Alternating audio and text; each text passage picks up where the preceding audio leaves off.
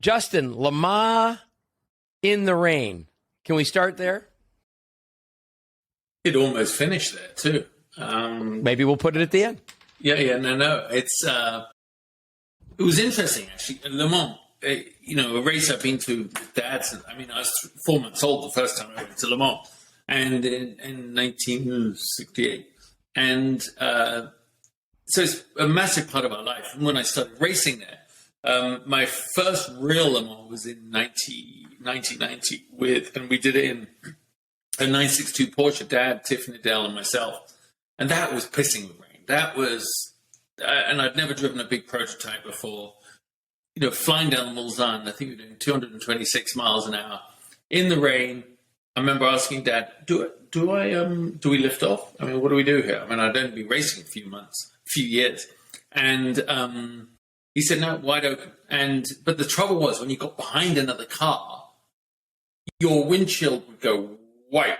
Like, imagine driving down I-95 to 405, whichever horrific highway you choose in this country.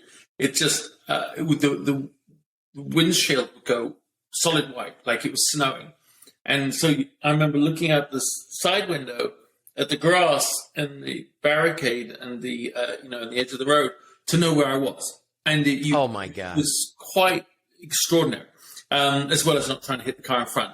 So, big eyes wide open moments. And then when I went back we finished the race, but not super well. But then when I went back in 95 with Dad and we went in the Harris and McLaren, that was difficult conditions, to say the least, with the pressure of being with him, with the pressure of being in a car that could win the race. And I didn't overly sort of impress myself or anyone in the hard rain in the middle of the night. I was just overwhelmed, to be honest. And but I did remember thinking, I had a moment. JJ Leto went past me in the rain over the Mulsanne hump before the last corner there on the Mulsanne straight. And they were on Michelin's, we were on Goodyear's, and seriously, they weren't as good, our tyres. And I remember locking up, trying to control it. If live TV, my dad's, everybody, McLaren, Harrods, I'm about to be the most unpopular 24-year-old in history, and 25 maybe. And when actually round, instead of, you make a decision in racing, it's better to lose a few seconds than go off in the gravel, right, and lose a lot. So I just kind of went straight and turned it around by the roundabout, and the gendarme was literally looking at me going, why are you trying to get on the track? And I was, it was a surreal moment where he hadn't seen me go off. He'd just seen me trying to regain my position and thought, for an instant that I wasn't actually a race car, which was a bit stupid because I was covered in, racing stickers and stuff. But I remember that being quite an interesting moment. But the reason I think the story is important was in the middle of the night, Dad getting in the car. I remember I got out. As I get out, I put him in the car.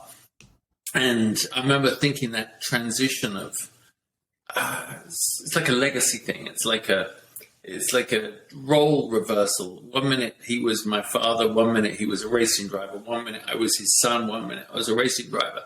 And we, all through the race, the same as it had in 1990, there was this ebb and flow of relationship status, depending on what we were doing.